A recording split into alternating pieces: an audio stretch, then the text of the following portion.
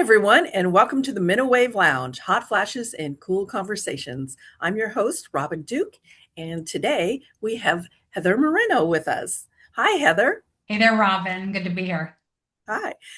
Heather is returning, and I'll give you a little bit of a bio on her because we are very excited to have Heather back, and we're going to have a great show today. Heather is the founder of Weight Breakthrough and works with smart, capable midlife women who feel frustrated by the changes happening in their bodies. After trying diets, the programs, and the just be more disciplined advice, many of her clients still feel stuck, and Heather helps them finally cut through the noise and figure out what is actually working. Hi, Heather. Welcome to the show. So good to be here. Thanks for having me. Yes, you've been on the show before, so we're talking our audience is women that are going through the second part of their life. Lots of different things are going on with them. The topic today that we want to talk about is how are our New Year's goals working out for us today? And I know you've made making some posts in our women's menopause support group. Tell me how that's going. One of the posts I made, I asked the question, what were you excited about in January? What goal did you have that you were really excited about that, now maybe not so much? And that got a lot of traction. And most of the answers were somewhere along the lines of, well, I wanted to be doing more walking or less snacking. I wanted to be going to the gym, less stress eating. One even mentioned reducing menopause rage. So all these different responses of the things people were excited about in January. And now it's, life takes over and we're kind of now just going about our normal, and that excitement is kind of gone. Yes. And I mean, I think we all have been there at one point or another. I found a statistic that about 45% of Americans set New Year's resolutions and 47% break their resolutions by March. Isn't that crazy? Yeah. And it's not surprising. Being, the first of the year, there's a lot of times during the year where we have more natural motivation. So, for example, on Monday, we're more naturally motivated to whether it has to do with our healthy habits, losing weight, something like that, or any other goal we have. Monday is a naturally motivating day. The first of the month, the first of the quarter, often on big birthdays, like leading up to a big birthday or the big birthday itself, that can be a motivator. But of course, the first of the year is like the biggest first. So we have this natural motivation, and it's easy to think at the time, oh, yeah, and we're riding that wave. But if that's all we have is that first motivation, it will fade. And there's got to be some structure behind it that actually keeps you going. And that's why most of these New Year's resolutions don't stick. Yes, that is so true. For myself personally, I've had lots of different types of goals throughout the years, weight loss, eating better, different things like that. And for myself, one of the things that I do is a lot of visualization in the beginning, write down my goals, see them every day, say them every day. And Mhm. that does help to a certain degree. It really does. It does keep me motivated and remind myself that, oh, yeah, I am working on building a new habit for myself, because basically that's what we're trying to do, is build a new healthy habit that sustains us through the year. What are some of the sabotages that happen for us as we go through our goals through the year? What sabotages us, do you think? Yeah, one thing that will sabotage goals is having a lack of specificity. When I hear a goal that uses the words more or less, it's way too vague. So if I want to eat more fruits and vegetables or I want to snack less, what on earth does that mean? You've got to Right. put that into some specificity so you have a way to actually measure and know whether or not you've been successful. So that is one thing. Another can be that we're setting a goal that is way too unrealistic, that we get to a point where our brain's like, well, I'm never going to get that, so why bother? Mhm. Or we can set goals that are far too tiny, and our brain's kind of like, also, why bother? Because Mhm. well, of course I could do that, so it just keeps putting it off. Other times we set goals that maybe aren't relevant. to this time in our life, or goals that we think we should do, but we're not all that excited about. Mhm, So a mhm. lot of different ways to look at goals. And I used to set it, same thing, January, like, ooh, and I'd have this goal to get going. And what I realized is I needed that structure underneath it. So now I go through a whole process and really analyze, is this what I want? Why do I want it? What does it look like? And I plan it for the whole year. I don't just start out January with these are my goals, but there's some timelines to it. So I've got 12 months to achieve this number of goals. And then I make sure I check in, like you said, Robin, like look at your goals regularly, visualize that, see it. And sometimes we also have to ask, do I still want this goal? And be honest with ourselves about it. Just because we're not following through doesn't mean we don't want it. And if you want it, don't tell yourself, don't say, well, I must not want it that much. And then we let it go when deep down we really do. But other Mhm. times we're pursuing something that just isn't a fit right now. Well, and that's a very good point. I believe that in the beginning, if we don't make our goals realistic and to set good, positive, healthy steps to attain them, and every day put them in front of ourselves so that we are training ourselves Mhm. to look at this goal and go, okay, today, what am I going to do for it? And I think also, too, we have to give ourselves love and grace as we're going through this. Now, that's not an excuse not to go to the gym or not to eat right or Yeah. whatever it is, but it gives ourselves permission to say, okay, today I may not have reached everything, but I did this. I ate right. Mhm. I drank my water, and it gives you a chance to get back on track. I like that concept because then we're not beating ourselves up when we go to bed at night. It's like, oh, I didn't go to the gym. But it more focuses on what did we accomplish today? Because as we know, we're not going to achieve our goals overnight. It takes little by little every day working on them in order to create a new lifestyle that's going to sustain those goals. And one thing you're talking about is those wins. It's really important every single day to notice what those are. And when I say a win is different than gratitude. Gratitude is a fantastic practice and for other reasons, but wins focus on what you have control over. So when Mhm. you can remind your brain, like, oh, I got in my hydration, I made a point of, or I stopped scrolling and meditated this morning. These little tiny things that you do, and it reminds your brain, like, oh, this is moving me closer to what it is that I want. You've got to build Mhm. up that proof for your brain that you have the ability to do that. So that's really key. And another thing you mentioned, I talk about the difference between self compassion and self indulgence. Mhm. And you're spot on, beating ourselves up. If it were going to work, it would have by now. So, ladies, stop it. This is not helpful. But we do it because we think if we let up on ourselves, we're not going to get the goal. But beating ourselves up isn't getting us the goal. So, we don't want to do that. How do we be self compassionate without self indulgence? Because self compassion is okay, I can see why I didn't get the workout in today, right? Mhm. That happens. How am I going to do that differently tomorrow? Like we could Mhm. just be kind to ourselves and strategize for the next time. The self indulgence is like, well, I was too tired anyway. I deserved a break. And we kind of excuse it away. And that just makes it easier to keep doing it. So don't let your brain do that, but don't go to the beating up. Just go to the like, I can see why I didn't work out today. It Mhm. wasn't Exactly. exciting. I didn't feel like it. Yeah. Yeah, exactly. And our brains have patterns in them, and that old self-talk will come back and reflect, and it'll give you those same excuses because our brain wants to stay in its comfort zone. And so when you start pushing those boundaries out by setting those goals, that's not going to be really comfortable until you get to the other side and you have expanded that boundary, right? So in the meantime, your brain is going to want to come back and go, oh no, I don't want to do that. And it's going to give you every excuse because it knows you, your subconscious knows you so well. So, Yes. Well, and then another thing it will do, I read a book a few years ago called How Emotions Are Made, The Secret Life of the Brain. And the author, Lisa Feldman Barrett, she talks about how we feel what we believe, this whole like connection between feeling and belief. And what she said is our brain will look to past experience in whatever scenario. So let's just take weight loss as a scenario. So our brain looks back over our prior experience to see, okay, have we been successful? Like, has this worked? And it's looking for what it thinks of as a winning experience. So if your experience has been you start out to eat healthy and then you stop. You start to exercise, you stop. You start and stop.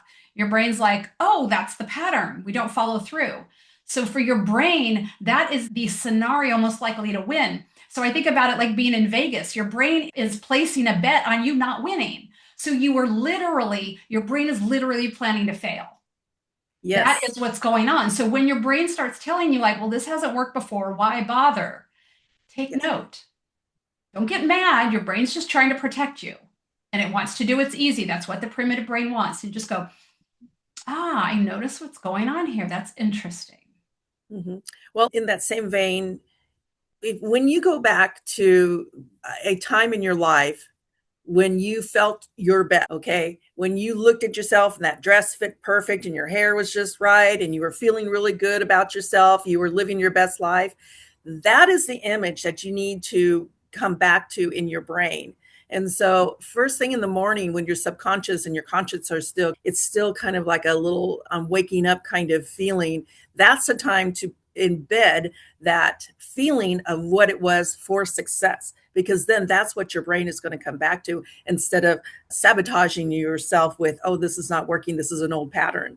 And I love that because I'm a visual person. So I like having a good photograph, something that's reminding me of what I look like when and how good it felt, because I Yeah. that's where I want my brain to go back, is how good did I feel. Our emotions command a lot of our direction in our goals. So that's one of the strategies that you can do is start embedding what you look like at your best. I love this concept. So I'm a CPA from, I say I started out adult life as a CPA. And so very numbers, very logically driven, and obviously got into a different career path, which I absolutely love. So I have this piece of me that's nerdy and data driven, and so I know that some of this like thoughts and brain and emotions can start to sound kind of woo, but it actually, there is science to back up the kinds of things that you and I are talking about. And one of the things I love to share is a study that was done back in 1992 where they looked at performing physical exercise versus imagining doing exercise. And now I'm not recommending this. I'm not recommending imagining exercise. So don't get excited, ladies. But I love this. So they took two groups of people.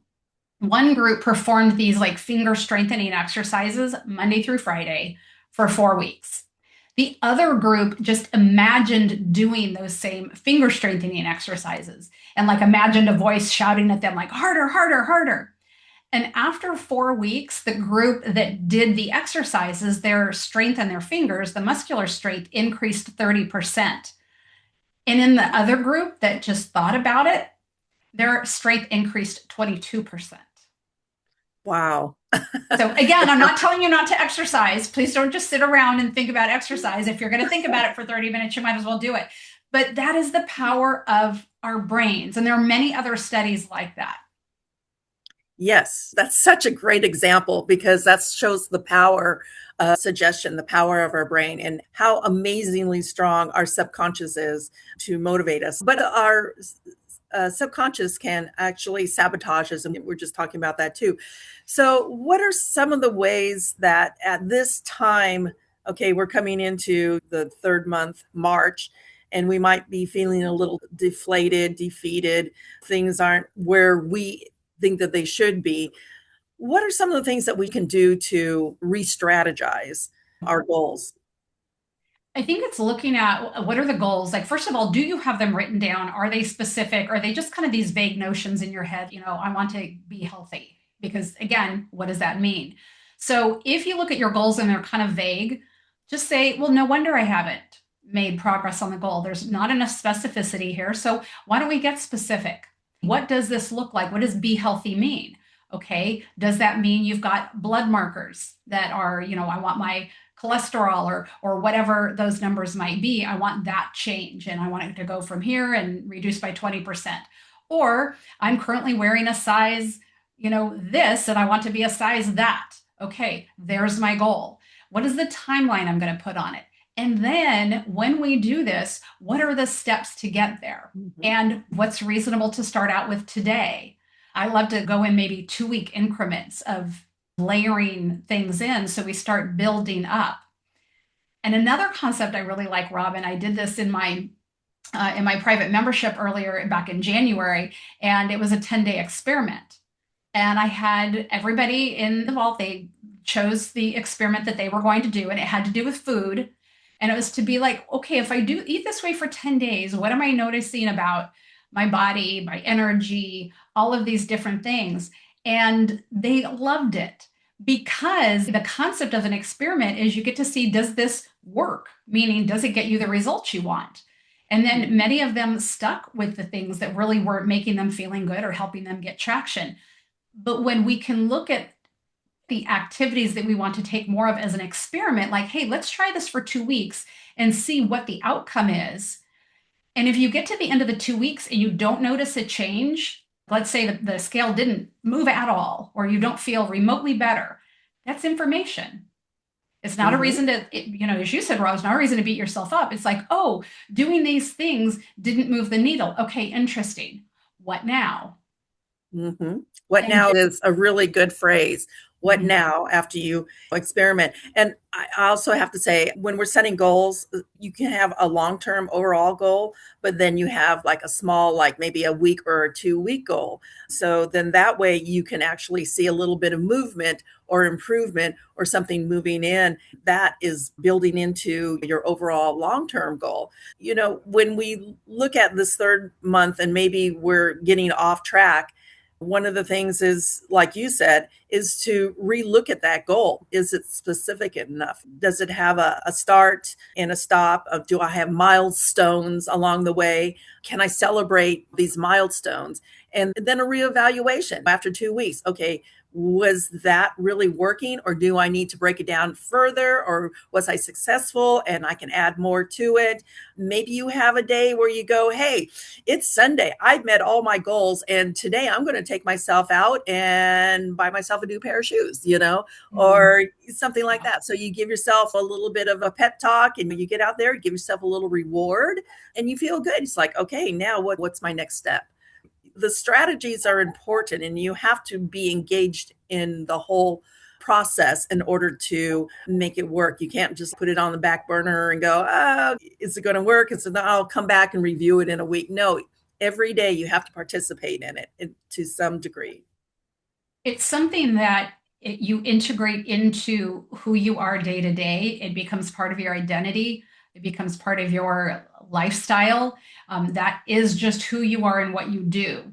When we look at this idea of losing weight or all these healthy habits as just like something additional or we add on or we're kind of dabbling with, we never take it on and take ownership of it. So we need to develop the identity of the person who achieves that goal, the person who follows through, the woman who does what she said she would do. I think it's really important that at this stage, for any woman that is feeling like her goals are not being met, she's maybe feeling doubt, the old habits are still there, new habits Yeah. aren't, re-strategizing. And I think one of the best ways to re-strategize is to reach out to Heather, to myself, to have a consultation, a free consultation. We all have them, just to say, this is where I'm at, I'm stuck. And let one of us wonderful life coaches come in and give you a little support and encouragement and help you to see a new vision, to re strategize your goals. I mean, that is an amazing tool that any woman can take advantage of. And there's so many of us wonderful, talented ladies that would love to sit in and help you re strategize your goal. Right, Heather? Yeah, it's helpful to have that outside perspective because sometimes you might even be someone who's sitting there like doing everything that you think you should be doing, but it's not working. So like for example, I had a client in her late 40s and I'll call her Tracy, but she was doing everything that should have worked. She had tried Ozempic. For her, it didn't move the needle. I know for some it does. She was very regimented with like calories, protein. She worked out several times a week with a personal trainer. And on paper, she's doing all the right things, but her body wasn't responding. And it's like you said, Robin, is having that outside perspective. So when we looked closer, like two things stood out. First, the quality of her food, like was very controlled, but it wasn't nourishing. very calculated, but not necessarily supportive of the stress load that she had at this point in time in her life. And second, and this was even bigger, her nervous system was completely lit up. And I noticed that a lot of women, when we're at this age and stage of life, we experience that. So she was navigating some very intense personal and professional challenges. She was pushing through. She was high functioning, but internally she felt really pressured. And so she was trying to outwork a very stressed system. And instead of like the typical woman is like, well, I just have to buckle down and do harder. And that's where coaches like you and I come in, Robin. We look, and in Tracy's case, we improve the quality of her food, which for her, that was more fiber, more micronutrients, and just more stability overall.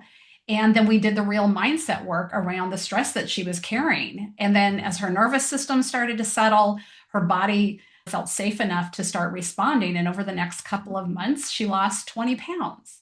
And not because she worked harder, but because she stopped fighting her body and sought support. So I think that is so important to seek that support when what you're doing is just not getting you where you want to be. Absolutely, absolutely. And another thing is when you're working with a coach, so many times we can have blind sides that we're not even seeing, and a coach can step back and help you to uncover those blind sides, which can make all the difference in the world. And sometimes it's just a small alignment or an adjustment that, like you said, you re-examined her food and the diet and finding out that it's the quality of the food. So it's these little adjustments that keep us back on track, and having a good support system. If you had a spouse, a girlfriend, a buddy, a workout gym person, or somebody that you give permission every week to talk about what's going on with you and give you that support that you need, and that encouragement is huge, because so many times I think we feel like we're doing this by ourselves, and that kind of sets us up for failure because it's just you and your mind talking to each other, and your subconscious can't always give you that rah rah keep going kind of conversation that you Yeah. need. I So think also, Robin, sometimes with friends, be careful because it's easy to get into this place where we're all kind of commiserating together. And that can be helpful in some ways, like set a timer and, okay, we're each going to bitch and complain for 5 minutes. But then, like, how do we truly support each other? How do we either seek solutions or just even sit in that space of gratitude or whatever it might be? Because when you get in this space of just thinking this isn't working and we're commiserating and we're just kind of feeding off of each other, that can actually be detrimental and not be supportive. So seek out the systems, the people in your life that truly are supportive and not pushing you or forcing you or but just really loving you through and supporting you in the way that you ask. yes, that is so, so important, because it's easy to get into that pity conversation.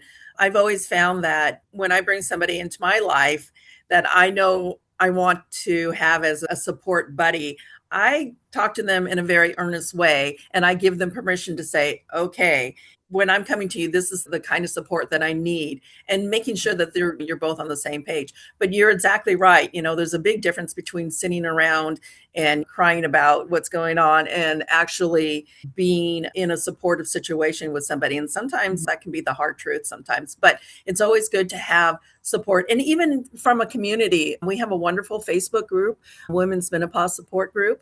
And that's another really great place to get in with community, other women that are going through the same things that you're going through. And I would encourage, if you're not in this group, go get in it. Is Yeah, you can ask questions, and these are the people that are going through the same thing that you are. You are not alone. yeah, yeah, exactly. When you're Yeah. alone, it's a lot harder. It is. So, wow, this is such a great conversation. I just don't even know where the time goes. It just goes by so fast. Are there some other things that we should be bringing into this conversation, do you think? Oh gosh, we could bring a million things in. I'll say if we're talking that like motivation piece, you and I have had this conversation, Robin, that motivation can be fleeting. Yes, certainly. How do you create your own internal motivation? The more we're looking and waiting for external things or motivation to just come upon us, it's not going to happen. So you create your feeling of motivation by what you're thinking. So how can you create more motivation? But even better, one of the feelings that I talk to my clients about creating is one of determination. How do you create the feeling of being determined to follow through on something?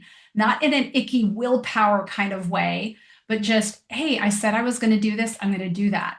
And I'll give you one trick that I love to use. I use it for myself. I have my clients do it, but that is in that moment when you don't feel like following through, or you're feeling that pull to go off track, teleport yourself out 30 minutes, 60 minutes. How are you going to feel based upon the decision you make right now? And if it, let's say it's a workout and you're just not feeling like working out, in an hour, you'll be glad you did, but you would not wish, if you've worked out, you're not going to wish you hadn't. But if you don't Right. do it, you're going to wish that you had. Let that help with the determination. Or if you're looking at, oh, you're at an event and there's a cupcake and you're like, oh, that cupcake looks so good. Okay, teleport yourself out a half hour. Are you still going to be like, oh, I'm so glad I had that cupcake? Well, it was tasty, but lasted about 3 minutes. And now, maybe you have that sugar high, or there's the disappointment that you didn't stick to your plan. So, Mhm. again, mentally go out into the future, just a very short period of time, and let that help give you that determination to move forward and stick to what you said you would, to what you promised yourself. Yes, that is such a great tip. It really is because that takes you from this like little small focus to a bigger step back focus. And that also reminds you of what your overall goal is. Is that cupcake worth all the work that you just put in to your workouts and your eating right and your and healthy goals?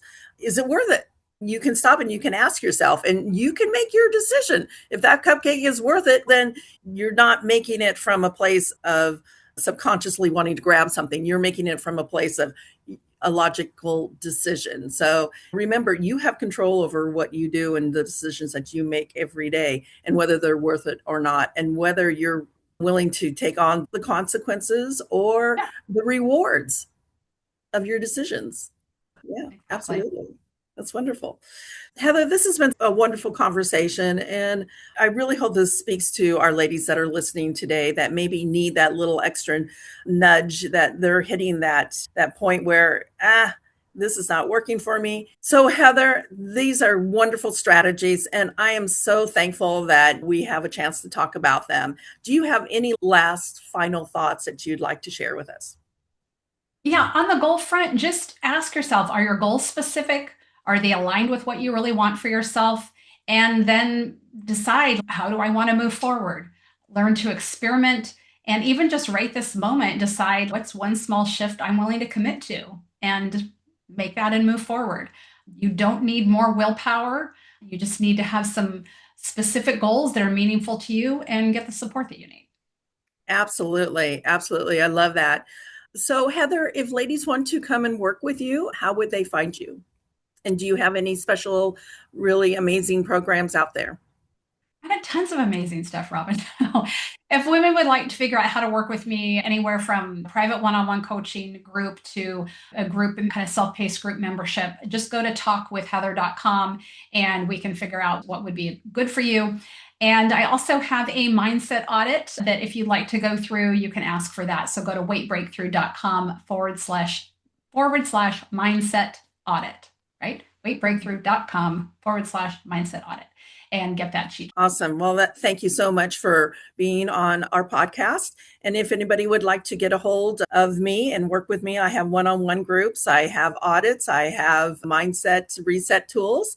Go to my website, bodymindcoaching.biz, and check out my website. I have some new stuff on there. You can also find me on Facebook. Also, Heather and I are both in the Women's Menopause Facebook group. So you can always find us there as well. So thank you, everyone, for listening in. And if you like this content or there's a lady that you think needs this, please share, subscribe, like. And remember, you're not alone out there, that there is a lot of us that love you and support you and giving you tools to better yourself, stay healthy, and we're here for you. So, once again, thank you for tuning in to the Menowave Lounge, hot flashes and cool conversations.